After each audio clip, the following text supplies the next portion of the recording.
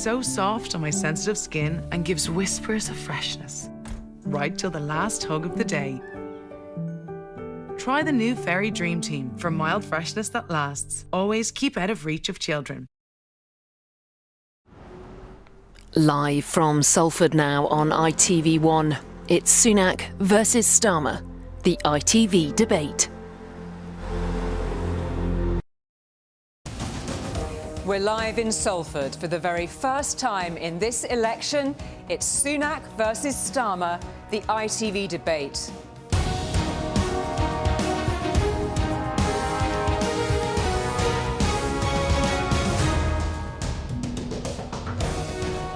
It's the first head-to-head debate in the 2024 general election with these two men who want to run the country, Rishi Sunak and Keir Starmer.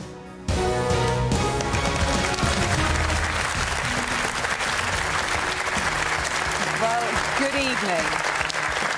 Tonight's debate is set against the toughest of backdrops. Since the UK last went to the polls, we've had a pandemic, Putin's invasion of Ukraine, and a cost of living crisis which is still hitting families hard. Huge geopolitical threats loom large, not least, of course, climate change. We all know how tough it's been. We don't need the politicians to remind us. So what are these two men going to offer us? Who are they? And why should they earn our vote? Can they level with us when we know that finances are almost impossibly tight? Later tonight, you'll be able to see what other parties are offering when they're interviewed live on ITV1 by Anushka Astana. And the conversation will continue on the national and regional news. But now, let's get on with tonight's debate. Keir Starmer, your opening statement, please. Thank you very much. This election is all about a choice. More of the chaos and division we've seen for the last 14 years, or turning the page and rebuilding with Labour. I have ambition for our country and have a practical plan to deliver it. I've changed the Labour Party and put it back in the service of working people. Now I'm seeking your backing to change our country, to make it work once again for you and your family. Thank you. Rishi Sunak. Uncertain times call for a clear plan and bold action. So I'll keep this simple. In 5 weeks, either Keir Starmer or I will be Prime Minister. Beyond raising your taxes and raiding your pensions, no one knows what Labour would actually do. But you know what I would do.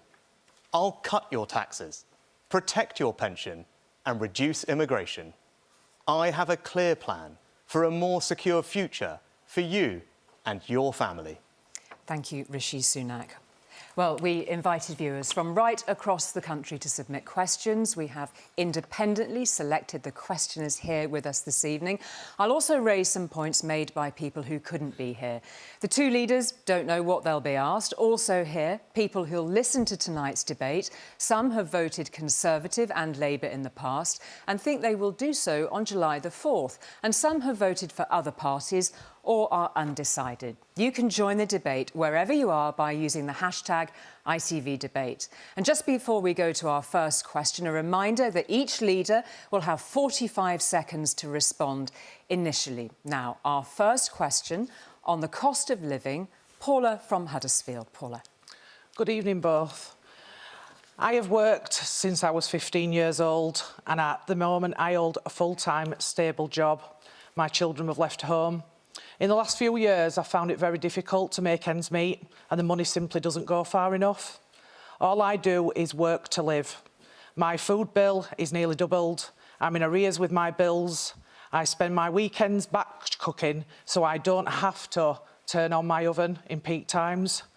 My savings are gone, and I'm genuinely worried about my future. I don't think you actually understand how this is for people like me. So what can you do about that? Thank you very much indeed, Paula, for your question. Rishi Sunak. Well, Paula, I know how much of a strain the last few years have put on your family finances, the family finances of everyone in our country. And that's why my priority has always been to do what I can to support you. That started with bold action, like the furlough scheme during the pandemic, and more recently, my clear plan to bring inflation back to normal. And now, our economy is growing again, wages are rising, and crucially, we are able to now start cutting your taxes. But I know you're only just starting to see the benefits of that, as you described. So the choice at this election is with my clear plan and bold action to keep cutting your taxes, to give you financial security, or put all that progress at risk with higher taxes, £2,000 worth of higher taxes under the Labour Party. Thank you, Rishi Sunak. Keir Starmer.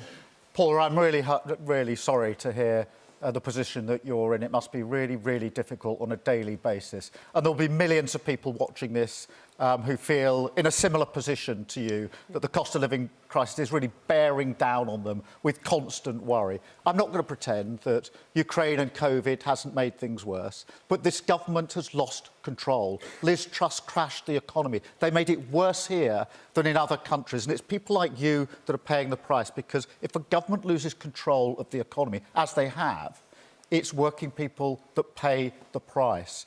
And Liz Truss's advisers are in the House of Lords. She's going to be a candidate at the next election. Rishi Sunak is putting her forward. We've got to stop this chaos, got to stop the division, turn a page and start to rebuild under Labour. Thank you for those opening statements, 45 seconds each. Just to turn to you first, Keir Starmer, the point that Rishi Sunak made is the economy is growing again. The plan is working, is his view. Well, he says the plan is working. He says the plan is working. So the question for him is, why has he called the election now? Because if he thinks things are going to get better towards the second half of this year, why has he called it now? He's called it now because he knows, and I'll ask him this, he knows inflation is going to go back up. He knows energy prices are going to go back up in the autumn. That's what he's not telling you. So he says the plan is working, but I don't think he believes the plan is working, because if he thought the plan is working, he wouldn't have called this election right now. Rishi Sunak. I think it's slightly ironic, because from the moment I got this job, Keir Starmer was telling me, call an election, call an election. And now that we've called an election, he's saying, oh, no, don't have an election, because I don't want to tell you what I'm going to do. And this is the choice. This is the choice for everybody. The plan is working. Of course, I know everyone is only just starting to feel the benefits of it, but inflation is back to normal, wages are growing, taxes are now being cut. Keir Starmer would put all that progress at risk. He would put up everyone's taxes by £2,000. £2,000 in higher taxes for every working family in our country after all the hard work and sacrifice we've been through. That's not the right course of action. I don't know why you want to put up people's taxes. Keir Starmer. Paula, I just don't know how you feel when you hear a Prime Minister say, having heard what you're going through, that the plan is working, it's all right. I meet so many people who are struggling with their bills, and the Prime Minister just keeps saying he lives in a different world, that the corner's turned and it's all if people right. are struggling with their bills, why do you want to make it harder for them by saddling them with £2,000 worth of higher taxes? How is that going to make Paula or anyone's life easier? Could you respond directly to Rishi Sunak? This is the Prime Minister who's been part of a government that has put up tax 26 times. The last manifesto that they had in 2019 said we won't put up national insurance. This man then put up national insurance. He's the British expert on tax rises. They're at the highest level for 70 years. And he's got the gall to say other people are going to. I know you're going to hear a lot about the past in this election, but this election is about the future. This election is about the future, and I'm clear that I'm going to keep cutting people's taxes, as we now are. You want to put everyone's taxes up by £2,000, and this is really important. Independent Treasury officials have costed Labour's policies, and they amount to a £2,000 tax rise for every working family. No, this is important. Mark my words. Labour will raise your taxes. It's in their DNA. Your work, your car, your pension. Thank you. OK, you name it, sorry, Labour will tax it. I'm just going to draw breath there a moment, please, gentlemen. We're going to be talking about tax again later on. I just want to bring this part of the debate back very firmly to Paula's question. She made it very clear how hard her life is at the moment. You did acknowledge it, both of you. She spends her weekends batch cooking so she doesn't have to turn her oven on during peak times. There is worry here right before our eyes that were being echoed across the country. One of the key points that Paula says is she says, I don't think you understand how hard it is for people like me. What are you going to do about it? How do you actually connect with Paula? Rishi Sunak. Well, I'd ask everyone to judge me by my actions. You saw what I did during the pandemic.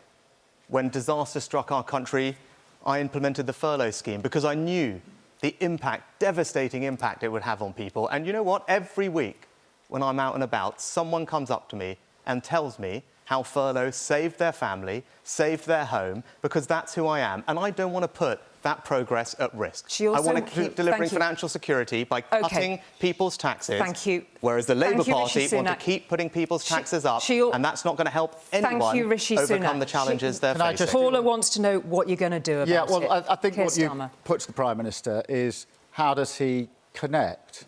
And Paula, what I would say is this. My dad worked in a factory.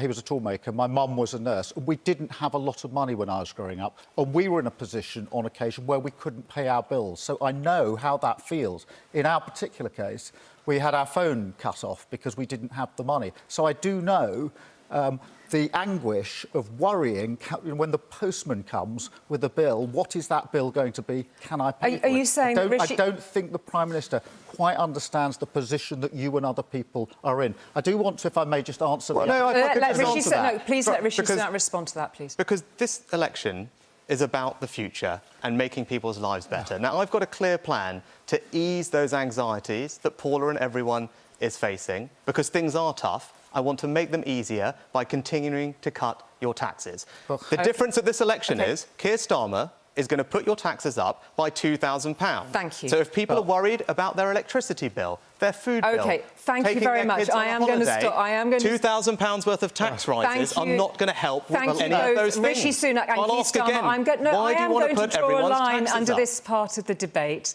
We're going to be talking about tax again later on, and also to both of you we'll be talking about that. Paula, thank you very much indeed for your question. We're now going to go to the issue of health and social care, which, like some other issues that may come up in tonight's debate, is a devolved area. That means policies set directly in Scotland, Wales and Northern Ireland, and the UK government sets policy for England. So our next question is about the health service, and it's from Janet from Telford. Janet. Thank you. I've interacted more with the NHS lately than the average person. I'm a cancer survivor. My son is a nurse.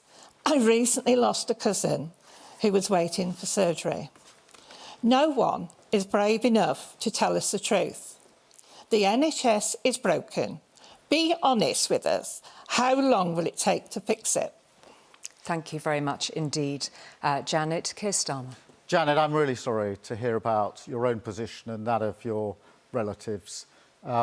My wife works in the NHS in one of the big London hospitals. My mum was a nurse, my sister was a nurse, so the DNA, it runs through my DNA. And you can imagine just how angry I am that it's been broken, and it has been broken exactly as you describe. It's unforgivable what's happened to the NHS, and to come into power for 14 years and leave the NHS in a worse state than when you found it is unforgivable in politics. And Rishi Sunak stood 18 months ago, Janet, and said that those waiting lists, which are now nearly 8 million, he said he'll get them down. He made a promise. He said he'd be held accountable. They were 7.2 million at the time. Now they're 7.5 million. So they've gone up, and that bears down on the NHS. Rishi Sunak. Well, Janet, thank you for sharing your story, and I'm glad that you've recovered. And I'm sorry for your loss as well. Now, my dad was a GP. My mum was a pharmacist. So I'm speaking as someone who was brought up in the NHS, surrounded by people who dedicated their lives to it. And the evenings in my house, growing up, my parents spoke about how they could provide more care for their patients, like you. And that's how I think about the NHS. And of course it's difficult, and you're right, and we have to be honest about the damage that COVID has done and the time it will take to recover from that. But we've put record funding in, we're training more doctors and nurses, we're doing more checks and scans, and what I want you to know is that the NHS is safe in my hands. I will always stand up for it to give you and everyone else the peace of mind that it will be there for you and your families when you need it. Thank you very much. Janet put this question. Keir Starmer agreed with a part of that question, that the NHS is broken. Your response to that, Rishi Sunak? Well, as Janet knows and everyone knows, the NHS is still recovering from COVID. We went through the best part of 2 years where the NHS couldn't conduct all the treatments it normally would, and it is going to take time to recover from that. But we are now making progress. The waiting lists are coming down. But what Keir Starmer didn't mention to you, which you did, Julie, Waiting list 7.2 million, they're now 7.5 million. He says they're coming down, and this is the guy who says he's good at maths. Yeah, they are now coming down. They are now coming down. 7.2 when you said you get them down. 7.2 million, they're now 7.5 million. I'd like you to explain how they're coming down. Because they were coming down from where they were when they were higher. 7.2. And they're now on their way down. They are down, right? Yes, because the NHS was impacted by industrial action. And if it wasn't for that, 500,000 appointments would have been saved. So it's somebody else's fault. No, but let me address the question, because, as you said, Julie, the NHS has devolved. So different parties are responsible for the NHS in different parts of the United Kingdom. Keir Starmer's party are responsible for it in Wales. Now, the NHS has been impacted by COVID everywhere. But things are difficult in England, I know that. But if you were in Wales, you would be waiting 40% longer for treatment. Ambulance and A&E times are the worst in Great Britain. Thank you. And 1 in 4 people are on a waiting list. So, yes, the NHS has challenges, but it has challenges everywhere, regardless of the party that's in charge. I'm looking at Janet's response when all the Prime Minister can say to her is that what the position is in Wales. Janet, I don't know. You may not be interested in the position in Wales. You may be interested in the position that you're facing and want a Prime Minister who takes responsibility for what he is responsible for. But what you'll get with the Prime Minister is somebody who makes a promise saying, I will be held personally responsible for bringing those waiting lists down. Yeah. At the moment they don't come down, what does he do? He blames everybody else. Keir Starmer... What did personal responsibility actually mean? Very clear. Sorry, can I just intervene there and ask very specifically then, Keir Starmer, what would you do about the doctors' strikes that Rishi Sunak raised? Can you answer that very directly to Rishi Sunak? We've got to resolve them, and for months and months and months, the Prime Minister hasn't resolved them. They've been arguing about who gets in the room. You've got to get in the room, you've got to resolve it, because the NHS needs to get back to work. But we've also got to bring down the waiting list. We've got a plan for 40,000 extra appointments each and every week. That's 2 million a year to bring those waiting lists down. They're at a record high. And under the last Labour government, the record was waiting lists right down, satisfaction in the NHS at a record high. That's completely been turned on its head. OK, Rishi Sunak. I'm really grateful for everyone in the NHS for working so hard, and we have now settled pay rises with everyone in the NHS except for the junior doctors. And of course I want to do that, to make sure it's fair and affordable though. But despite being offered the most generous pay settlement anywhere in the NHS, and indeed the public sector, the union are demanding a 35% pay rise, and I don't want to raise your taxes to pay for that, because I don't think it's right. But I will say this. So, when Keir Starmer says he'll resolve it, he hasn't explained to you how. But I will say this: you can answer that, Keir Starmer. Well, we wouldn't pay the 35%. We've already said that to the doctors. We can't afford it because the government's already broken the economy, and there are many things that now can't be afforded. So we're not going to pay that. But what you can't do is what the Prime Minister has done, which is to say... Well, you just said you'd resolve it, so what would you do? At the end of the day... So you're not going to give them the 35% pay rise that they're asking for, so how would you resolve it? Just standing there and saying, I'll resolve it, isn't an answer. That's not a plan. Prime Minister... How would you resolve it? Prime Minister, your record... No, how would you resolve it? You want to be Prime Minister. How would you resolve the strike? How would you resolve them? I wish he had as much to say when Liz Truss was crushing the economy. Could you answer Rishi Sunak's point, please, Keir Starmer? Well, I will when I can get a word in edgeways. His record is of saying, I'm not going to get in the room to negotiate. And what have we got? We've been in the room to negotiate. What have we got? Ongoing strikes. Answer. We have to end these strikes. The grown-up way to do that is to get in the room and to negotiate with the doctors and come to a settlement. There's only two ways forward. One is a continuing strike, which is what we've had for a very, very long time. We're now 4.5 weeks from election. He's going to kick it into the long grass. Right. Or you get grown up, you go in the room and you resolve this. That does not mean you agree with the 35%. We can't afford Thank you. But we have got to settle. I'm going to pause that there, please, because I want to return to another part of Janet's question that you did touch on, that she lost her cousin who was waiting for surgery. These waiting lists are a matter of life and death. A quick point of information to both of you. If you had loved ones on a long waiting list for surgery, would you, if you felt that that was the only way forward, use private healthcare? Rishi Sunak? Yes. Keir Starmer? No. Absolutely no if your loved one was on a waiting list for surgery? No. Thank you very much. I don't use private health. OK. I use the NHS. That's where my wife works, in one of the big hospitals. As I say, it runs through my DNA. OK, thank you. Thank you. We've had the answers to that very clearly. And I just want to pause there to move on to a different aspect of the debate on the NHS. Everyone knows that fixing the NHS depends on fixing social care. 5 years ago, Boris Johnson was standing where you both are now. He told me there was a plan ready to go on this. We're still waiting. Will you both now commit to a fully funded solution in your manifesto this time round? Yes or no? Rishi Sunak. Yes, well, we've already implemented charging reform. Pilots are in place to implement the reforms. They will be rolled out later this year, next year. It'll be fully funded in your manifesto. We've already given social care an extra £8 billion because the pressures are immediate. Thank you. And the pilot reforms are there for charging. OK, we heard that answer. Yes or no? We will have a plan for social care, and like everything else in our manifesto, it'll be fully costed and fully funded. It starts with the workforce because, as you know, one of the biggest problems in social care is that the workforce is fragmented, poor conditions, and many people. Thank you. Well, you talk about the workforce. If I could just pick up on this workforce question, because it is important, because there's no way to get Janet and everyone else the care they need without a workforce. OK. But the British Medical Association has warned that Keir Starmer's pension tax risks an exodus of doctors, because we're talking about doctors from the NHS. OK, we are going to... No, gentlemen, please. It's all joined up.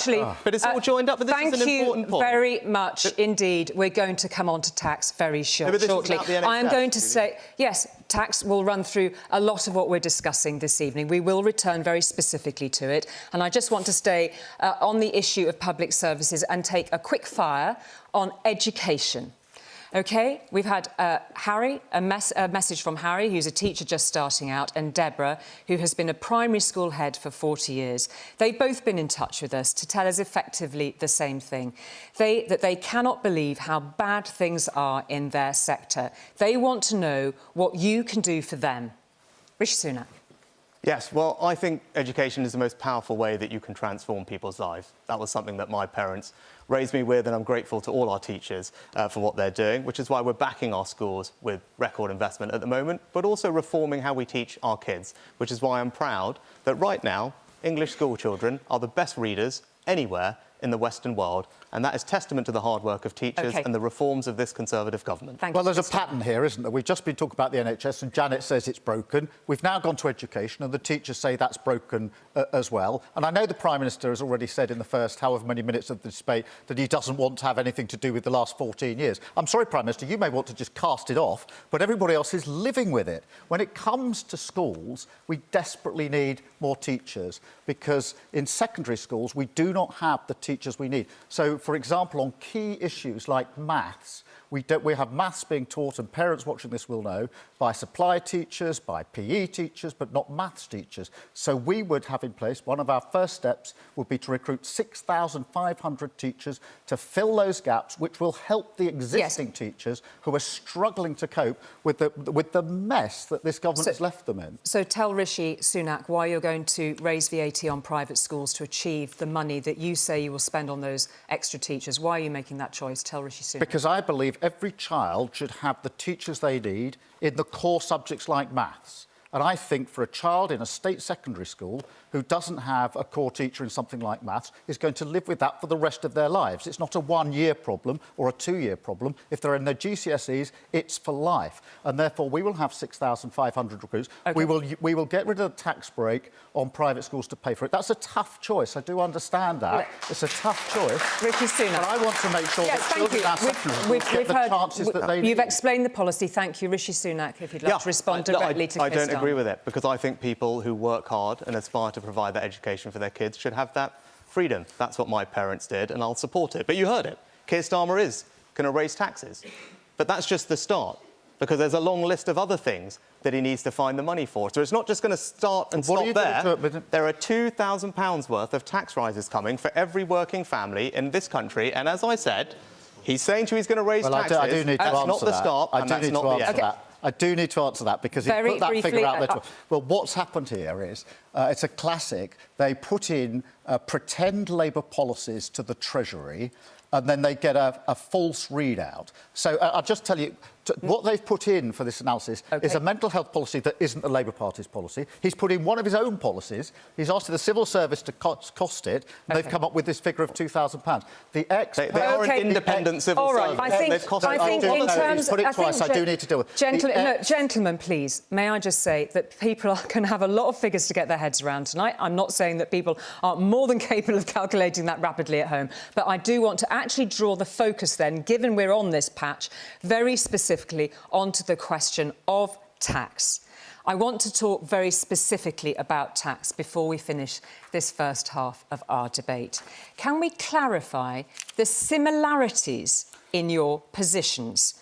Please raise your hand if I am wrong. You, as Prime Minister, will not raise income tax.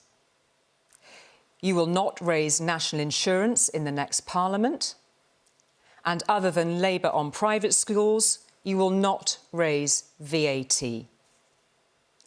Thank you for that instructive moment. We've had a lot of viewers getting in touch to ask, where is the money coming from to solve the huge challenges raised by Paula, Janet and many others? Are you two gentlemen being honest? We will raise specific taxes, and we've been really clear what they are. We've already dealt with the tax break on private schools. We want to end the non-dom status completely. I think that the super rich should be paying their tax. I want to get rid of the equity loopholes that are there, again, for the super rich. And I think the oil and gas companies should be paying their fair share towards our energy. So we will raise those, but we won't raise the others. Rishi Sunak. Yes, well, we have already scrapped the non-dom regime and we have a 75% windfall tax you've left on energy companies. But independent Treasury civil servants have costed Labour's policies and it's £2,000. But you asked for specifics, nonsense. Julie. So let's have a specific difference. Please let Mr Sunak finish. The triple lock plus. So that we raise the personal allowance for pensioners and ensure that the state pension is never subject to tax. That's what you'll get under a future Conservative government. Keir Starmer hasn't matched that pledge, which means for the first time in our country's history, if Labour are elected, pensioners will pay tax. I do not think that is right, and you should explain to everyone why you think pensioners will be paying a retirement tax under your government. Briefly, please, What the Prime Minister's done so far in the 2 weeks of this campaign is to make desperate gimmicks and put them on the table. He's told us he's going to it's their policy to get rid of national insurance altogether. That's £46 billion. He said it's their policy to get rid of inheritance tax. That's £10 billion. He says he's going to get rid of tax on pensioners. You're just talking nonsense. But just answer the specific question. We have committed, I can tell you... Thank you, not over each other. Thank you, not over each other. No, but we've committed to the triple lock plus. Under us, the state pension will never pay tax. Under you, there's a retirement tax coming for British pensioners. I think it's appalling. Explain to people, why do you think pensioners should pay tax on the state pension? OK. The big problem with Liz Truss is that she made unfunded tax cuts. All right. The Prime Minister is doing the same thing. We're going to go round the circle again. Everyone's because you asked, you asked about it. It's very clear. Pensioners under Keir Starmer will pay tax on the state pension for the first time in our country's history. All right, I'm going to just It is a retirement tax, and Keir Starmer can talk about the past all he wants, but in the future, pensioners have got a tax rise coming under your government. All right, gentlemen, Why please. do you want to do that to pensioners? Gentlemen, Why do you want please. to put up their taxes? We're just going to take a pause there. I just want to put this on the table. The Institute for Fiscal Studies independently has assessed that you are joining in a conspiracy of silence in not acknowledging the scale of the choices and trade-offs that will face us after the election. Unprotected budgets, that's budgets for areas outside of schools, the NHS and defence. They could face up to 4% of cuts a year. One word, can you rule those cuts out? Are you being level with us? One word with us, yes or no? We're going to continue investing record sums in public services. I ask yes or no? No, we're not going to go back to austerity. I ran a public service for 5 years, the Crown Prosecution Service. I know how hard it is. Thank you very much indeed. You don't have enough money. I believe in our public service. Thank you, Keir Starmer. Thank you, Rishi Sunak. For the time being, we will take a breath. After the break, we'll be discussing immigration, climate, and we'll take a closer look at what sort of leader Rishi Sunak and Keir Starmer would be. Don't go away.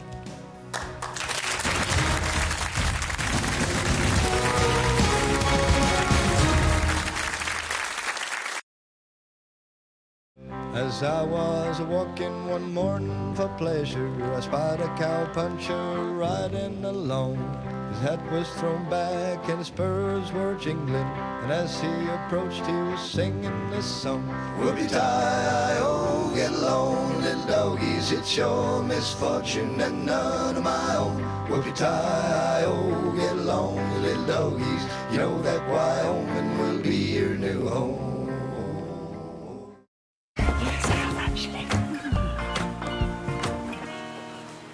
Get more choice than any other supermarket. Ocado lets summer come to you. Is it me or is work not working? At least, not the way it could work. Your people are buried in busy work, and you might be thinking, can AI make it all work? Can AI help your people work without all the workarounds? Feel better. Make customer service work the way customers expect? That one. Make your old tech work with your new tech. Thank you. Todd here is wondering, can AI do all of that now? No pressure. It can. On the ServiceNow platform, AI transforms your entire business. Your people work better, your customers are happier, and Todd, well, he's practically euphoric. Practically. Because when your people work better, everything works better. So, what are you waiting for? Let's get to work. Idris Elba works here? Mm-hmm. Yeah, he's super nice.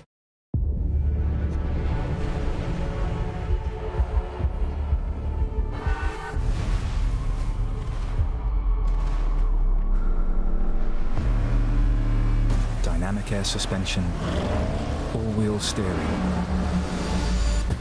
configurable terrain response, effortless in the extreme.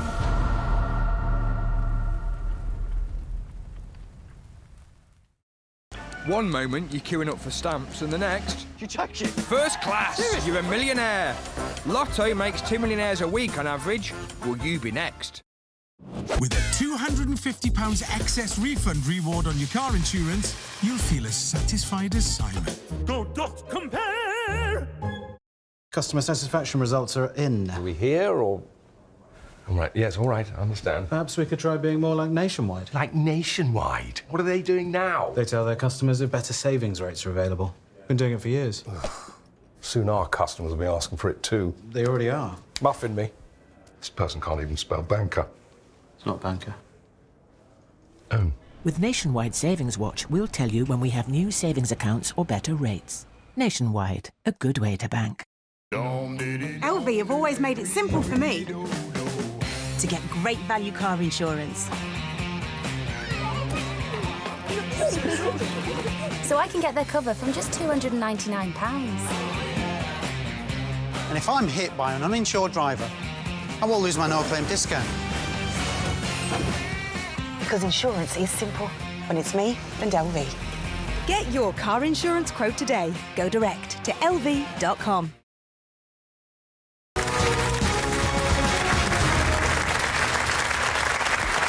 Welcome back to Sunak versus Starmer, the ITV debate. The first half was dominated by the cost of living and public services. Just a little information for both of our candidates here.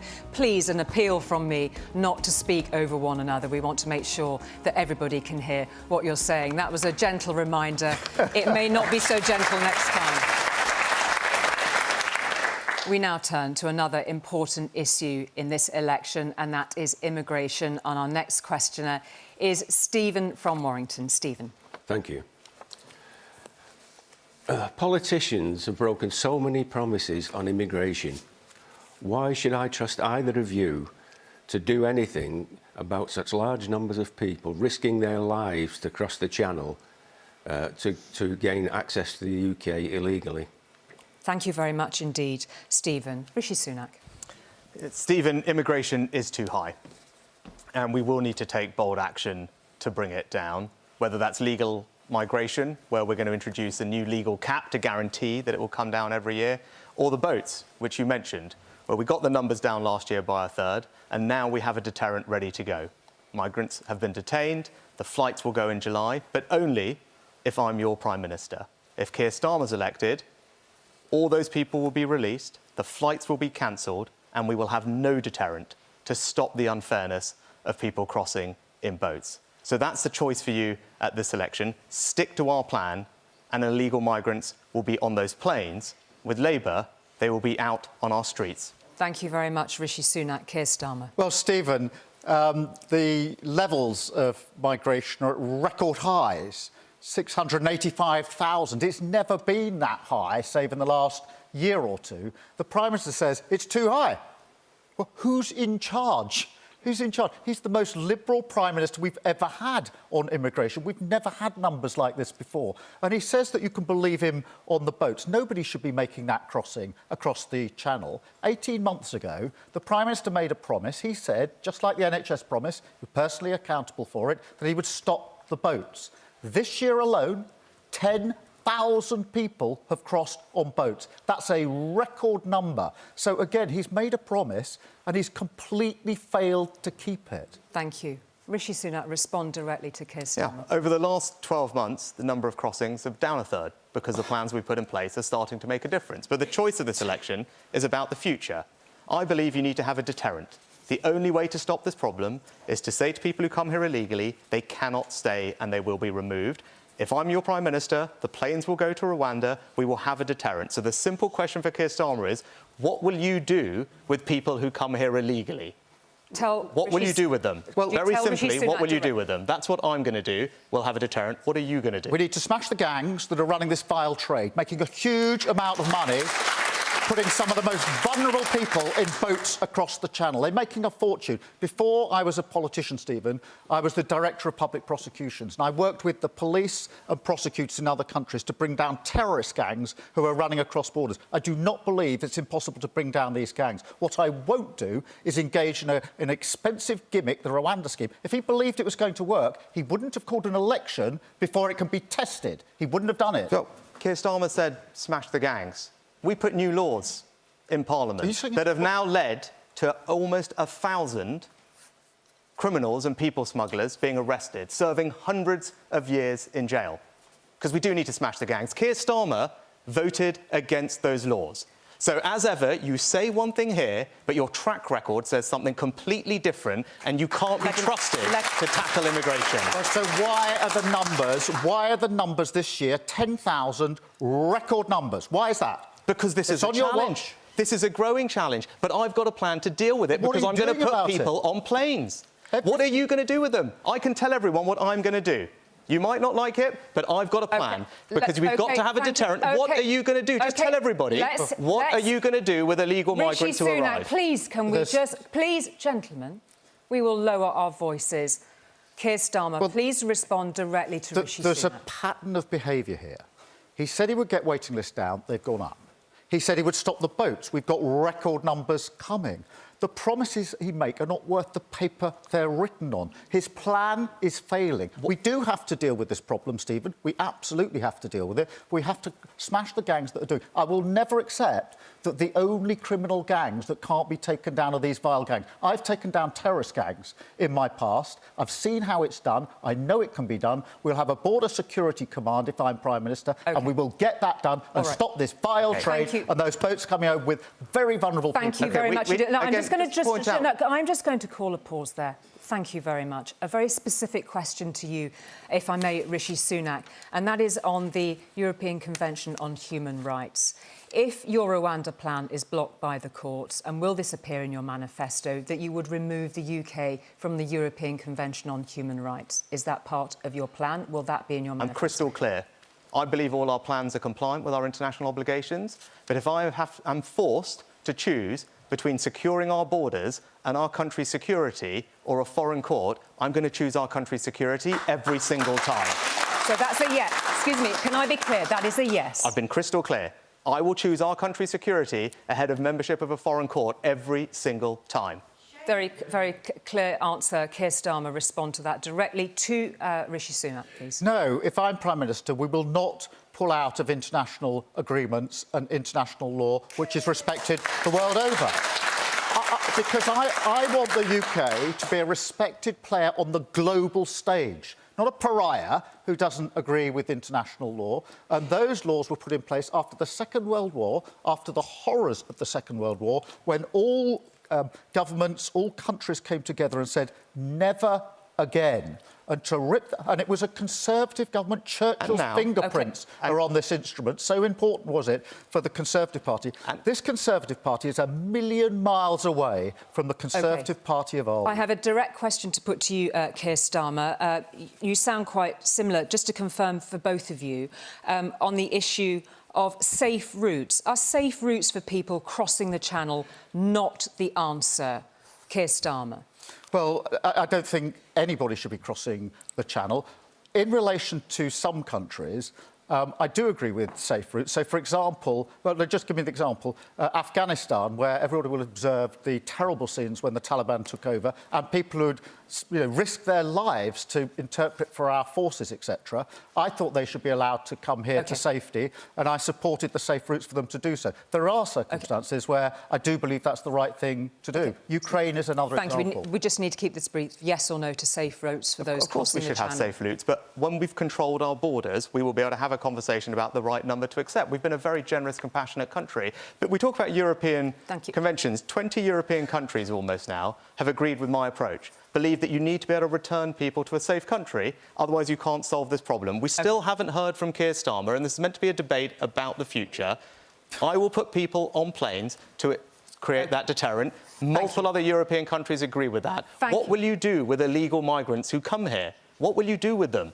Would you consider processing asylum claims in a third country, Keir Starmer? Yes, if that was possible to do it in compliance with international law, of course. But just let me deal with this, because... So you do now agree? So you... Honestly, now, you've just changed I thought we were not going to talk over each other. So you do now agree with third country deals? Thank you very much. Could I just get a word in edgeways? Mr Sunak. Mr Starmer. At the moment, people are arriving by small boats and not having their claims processed. By the end of the year, that means there'll be 100,000 people in hotels at taxpayers' expense who are not having their claims processed. That means one thing: they cannot be returned. And that's why returns have gone down by 40% on his watch. Now, he'll say again, well, don't look at the last 14 years. I know that was terrible. Don't look at that. I'm just looking forward. But I'm sorry, we're all living with the consequence of your awful decision. Thank you. So, gentlemen, thank you very much indeed for that. We are trying to get as many topics in. Thank you. No, thank you. I'm just going to draw a line under that. We are just trying to cover as much ground as possible. I'm sure you both understand that. Thank you.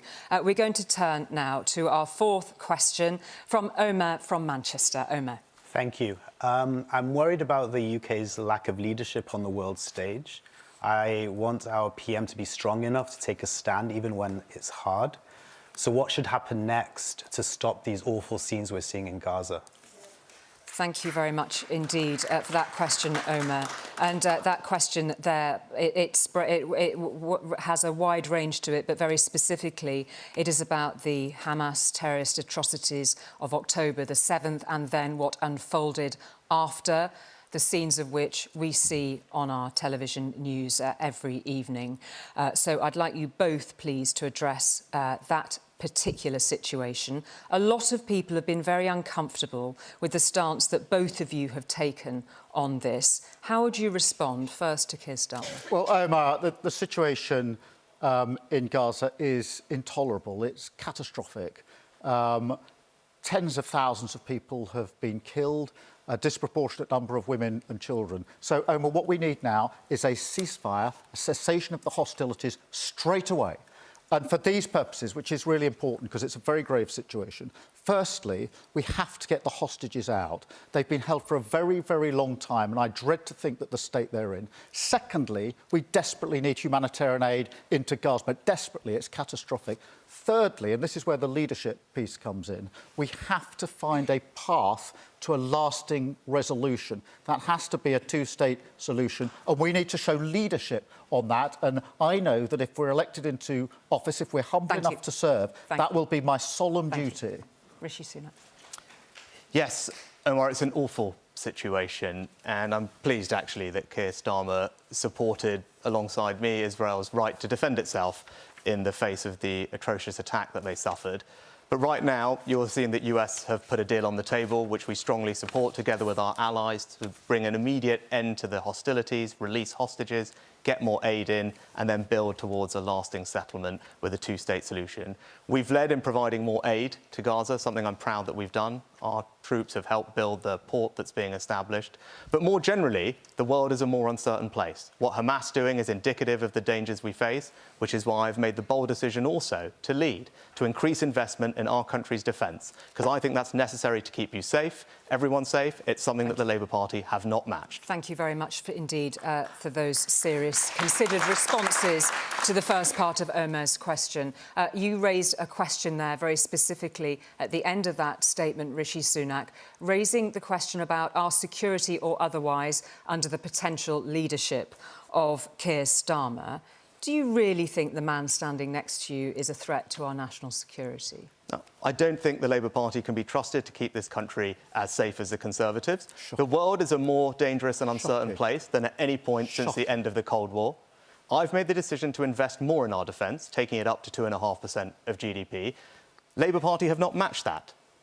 And worse than that, the person who would be Deputy Prime Minister under Keir Starmer does not believe in our nuclear deterrent, the ultimate guarantor of our security. So no, you can trust the Conservatives with our country's security, and my track record and our commitments prove that. Keir Starmer. This is shocking. Before I was a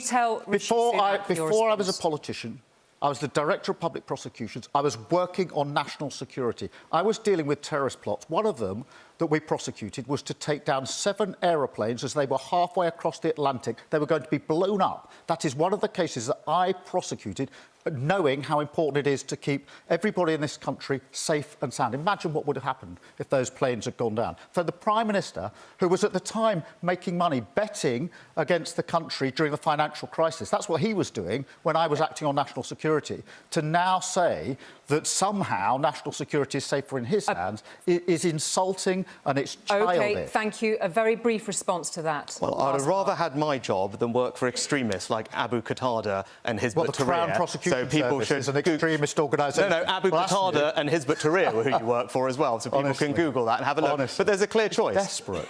I'm investing more in our country's defence, up to 2.5% of GDP. OK. You are not doing that. OK. So how can you tell people you will keep them safe when you're not willing to invest more in our country's security? Thank you. We've explored both those positions. I'm just going to draw a breath there. Just once again, we've got a quick-fire question for you from Stephen from West Sussex, who sent us a question and asked, just very quickly, a very brief answer from both of you. Would convicted criminal Donald Trump be someone you, as Prime Minister, would want a special relationship with? Keir Starmer.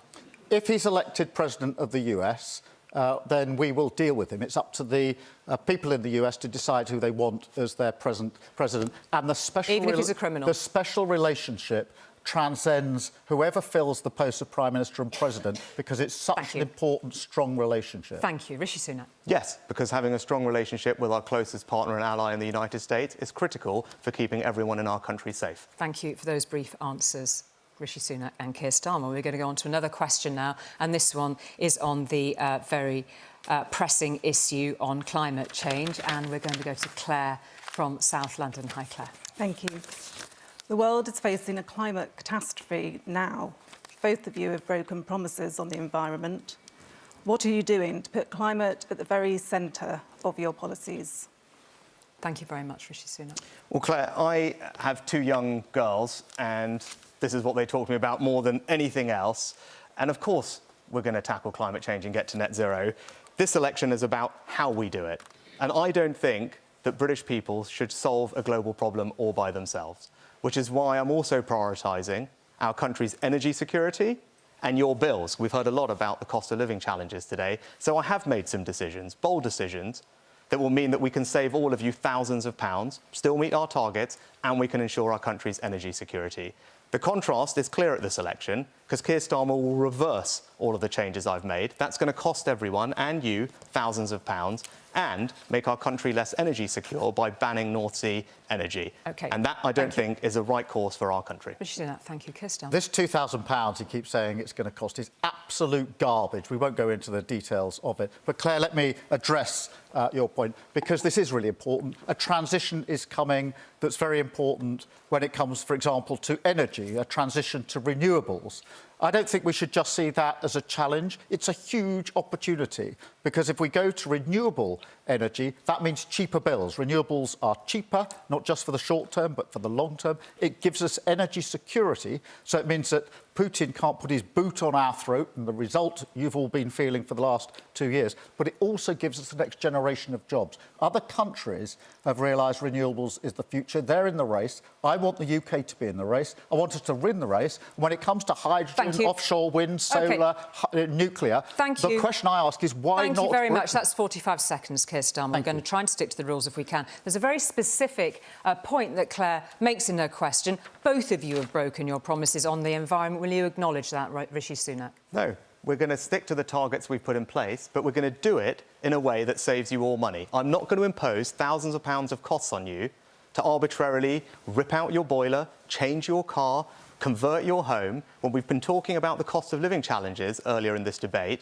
I don't think adding thousands of pounds of costs to you is the right thing. Now, Keir Starmer is going to reverse those changes that I made. So everyone is facing thousands of pounds of higher bills. That is the choice at this election. Let Keir Starmer respond to that and address the issue of broken promises. Please respond directly to what It's hard to respond because he's making up as he goes along. But let me do the best that I can, because the promise I made was clean power by 2030. It's one of my 5 missions, Claire, one of the most important things that I want an incoming Labour government with a driving sense of purpose to achieve. Clean power by 2030. That's the promise I've made. That's the promise I'll keep. It'll be in our manifesto. It'll be fully costed and fully funded. But the Prime Minister is slowing down on the climate change. The problem with that is not only is that inconsistent with our obligations, it will cost more in the long run. OK, let Rishi Sunak respond to that. So it's completely head-in-the-sand stuff. Keir Starmer's going to reverse the changes I made. To install a heat pump now, if you don't need to, costs about £7,000 or £10,000. To convert your home, again, if you're in a terraced house in Darlington, £10,000. Changing your car sooner than America, Canada, Sweden, France, Germany, as he wants you to do. Thousands of pounds. OK, let There's Keir a simple Starmer choice respond at this election. Thank you. If you think Labour are going to win, start saving. Let Keir Starmer respond to those specific points. Keir Starmer. Well, the company that the Prime Minister's been using to try and trail out these figures has done some analysis, which is actually published today, Prime Minister. You obviously haven't seen it. What they say, this is the company he's relying on, is that will cost more, the 2030 plan, if you're with the Prime Minister than with a Labour government. And that's been public. I don't know whether you've been too busy or you perhaps haven't seen it, but the very company that he relies on to trot out these false figures is actually saying it's more expensive with the Conservatives than with Labour. Now, I would like him just to answer that. Anyone can go online when they get home. Go and see how much it will cost to convert your home. Go and see how much it will cost to install the heat pump. Go and see how much it will cost to change your car. Those are all the things that he's going to force you to do sooner than is necessary. You can go and see tonight the thousands of pounds that's going to cost you. I said it before, I'll say it again. He is going to put up your taxes, put up your bills as clear as night follows day. I'm going to just return very briefly to Claire's question. She's talking about a climate catastrophe now. What are you doing to put climate at the very centre of your policies? Very briefly. I want to set up Great British Energy.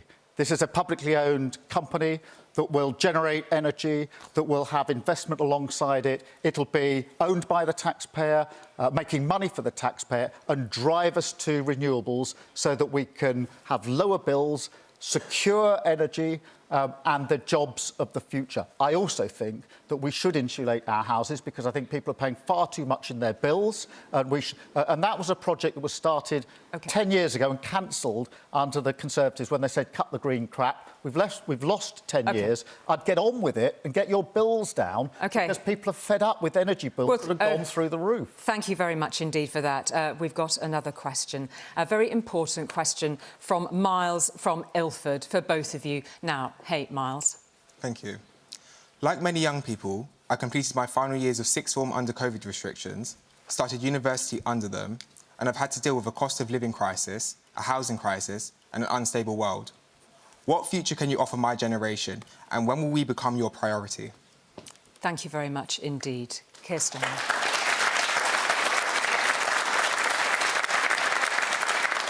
Well, Miles, what I think is really important is that you have the further education opportunities that you need, whether that's university or technical skills. I think either are perfectly, they're equivalent, they're really important. My dad was a toolmaker, so he went down the skills route. I was the first, as it happens in my family, to go to university. So we would ensure that those jobs are there for you, for the future, that you have the opportunity to get on. We'll build the houses so you don't have to be, 30-something, 35, 36 before you own a house under this government. But what I won't be doing is sending you on national service, some sort of teenage dad's army, which would be what the Prime Minister would say. Forget going on to university. He wants to send you off to do national service. Thank you very much, Keir Starmer. Rishi Sunak. You know, we have an enormous amount to be proud of as a country, but we do need to do more to make sure our young people, like you, Miles, get the opportunities that they deserve. So that's why we will introduce a modern form of national service. And I think it's going to be transformational for young people in our country, giving them the skills and opportunities they need to succeed in life, fostering a culture of service in our society, bringing it together, but also strengthening our resilience and security for the future. And I think it is going to be something that's incredibly positive. But beyond that, I want you to have financial security. So when you get that job, when you save for that house, we make it easier, which is why I want to keep cutting your taxes so you can keep more of your money, build for a deposit for that first house, and not saddle you with £2,000 of higher taxes. Thank you very much indeed, Rishi Sunak. Keir Starmer called the national service proposals a teenage dad's army. What would you say to that, Rishi Sunak? Yeah, I think Tell him why you don't think it's that. Yeah, whatever you might think of it, it is an idea that's transformational for our society. Well, the army don't like it. But they say Keir Starmer, all he can do is sneer at it. Sneer at it because you don't have any ideas for the future. You don't have anything that's bold, that's going to transform our country for the better. And in fact, everywhere I've been, since I've made the announcement, I've had people talking to me about how they think it will be wonderful for their children, how they think it will change our country for the better, and it's an example of the bold action that I'm prepared to take to do things differently to deliver a more secure future. You don't have big ideas like that. They've been in power for 14 years. And after 14 years, with a few weeks to go before the election, they come out with this desperate idea. If it's such a brilliant idea, why for 14 years has your government not lifted a finger to do it? It's a desperate attempt. Now the election's being called to get some attention to put something on the table. The other thing I would say is this. It is very important, Miles, is that the money the Prime Minister says he's going to use for this national service, he's going to take away from levelling up. Remember that promise in 2019, we're going to level up? When I was going to use the money for national service and the army say, and the military say, this isn't going to help us because we don't have the wherewithal to train people and it'll take away from our own budget. Rishi Sunak to respond. It's not thought through, it's not sensible, it's desperate. Could you respond very specifically on those points? Actually, having spoken to lots of people from the armed forces, they're very supportive of the plan and they think it will do brilliant for them over time to attract people into the armed forces. And actually, the money that we spend on levelling up is partly spent on spreading skills and opportunities for young people. And I think this is the best way to do it. But again, you've had 14 years with nothing to do but think about the future, but you have nothing to say about it, and all you can do is talk about the past. And it's clear, there are no big ideas here. If we want to transform our country for the better and deliver a secure future, you've got to have leaders who are prepared to do big, bold things. Rishi Sunak saying you're stuck in the past, Keir Starmer. On the one hand, he says these are all the big ideas that Keir Starmer's coming up with and they'll cost a fortune. Then he says he hasn't got any big ideas. I do appreciate why he doesn't want to talk about the last 14 years. He's ashamed of the last 14 years. He's not said tonight in this debate one thing saying, this is our proud record, vote for me because we've got a great record. He can't say that. He can't say vote for Conservatives because we've got great leaders, burnt through 5 Prime Ministers. So all he can do is say, please look at the future. Please don't look at what we've done in the last 14 years. Thank you. We cannot have 5 more years of this. Got to draw a line, we've got to turn a page and start Thank you very much. Labour. And Miles is listening very patiently to all of this, and I want to root this in his question, whatever the to and fro on that issue may have been between the two of you. You're both homeowners. The most common living arrangement for 18 to 34-year-olds is living with their parents. Do the young need to change their expectations of home ownership now? Do we have to be realistic about this? The young people of this country deserve some honesty. Rishi Sunak. Yeah, it is too hard to own your own home, and I want everyone to feel what I experienced when I got the keys to my first flat, because it's a very special feeling, and we need to make it easier. And that's why we've delivered 1 million homes in this Parliament and we'll keep building homes in the right place, but not concreting over the countryside as Labour would do. But crucially, we need to make it easy for you to save for that deposit. And that's why I want your hard work to be rewarded. I don't think we should be taxing you more, because that's just going to make it even harder for you to get on the property ladder. Thank you. Keir Starmer, on this specific point. I think what you raise is really important, because for young people, the dream of home ownership has all but gone. The average age for owning a home now, Miles, is late 30s. That's shocking, because I know what your own roof over your head means for an individual. It meant the world to me when I was growing up. So we will build 1.5 million homes. Picking a number requires a plan. And if those homes are going to be built, we're going to have to change the planning laws to make sure we can get on with it. We're going to have to make sure our mayors and combined authorities have the powers they need to put the homes in the places. And we need to make sure the amenities are there, the schools, the health clubs, etc., to support those homes. So we've got a clear plan to deliver on the homes that will make sure, Miles, that you get that chance for the dream far earlier than you do under this failed government. All right, thank you very much indeed. There was so much that was in the question from Miles. Thank you very much indeed for that. And we're just going to come now to a final quick-fire question. It's been a pretty serious evening in terms of what we've discussed so far. Just to both of you, apparently there is another big contest on this summer. For many, it's the biggest contest, and that is, of course, the Euros. We know you're both football fans. You are not the only leaders under pressure to win, and sometimes accused of not being exciting enough. So here, slightly with my tongue in cheek, if you'll forgive me, both of you, is a question that we've literally just had in from Gareth, who's on his way to Germany. What is the best leadership approach?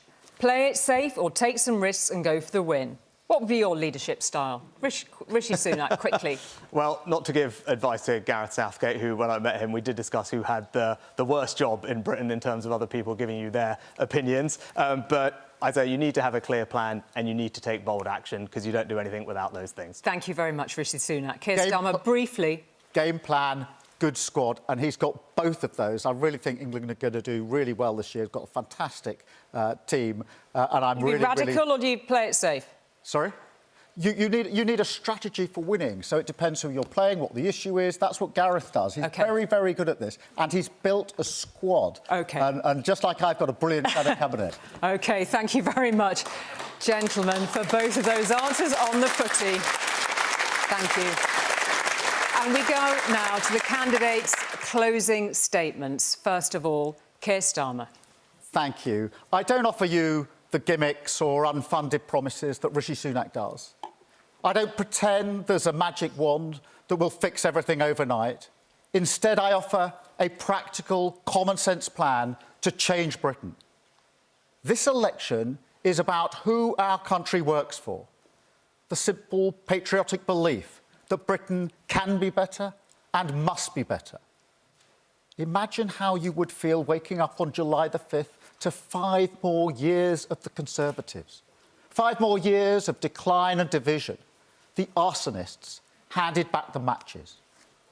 Now imagine turning the page with a Labour government that rolls up its sleeves and gets on with the job, that puts the country back in your service.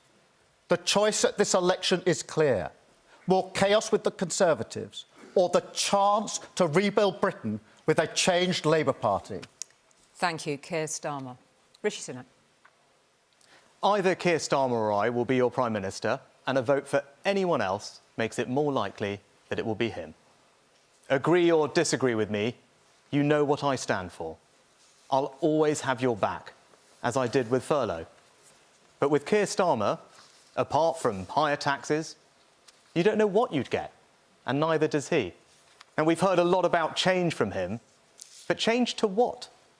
Keir Starmer is asking you to hand him a blank cheque when he hasn't said what he'll buy with it or how much it's going to cost you. In uncertain times, we simply cannot afford an uncertain Prime Minister. If you don't know what you're going to get with Labour, don't vote for it.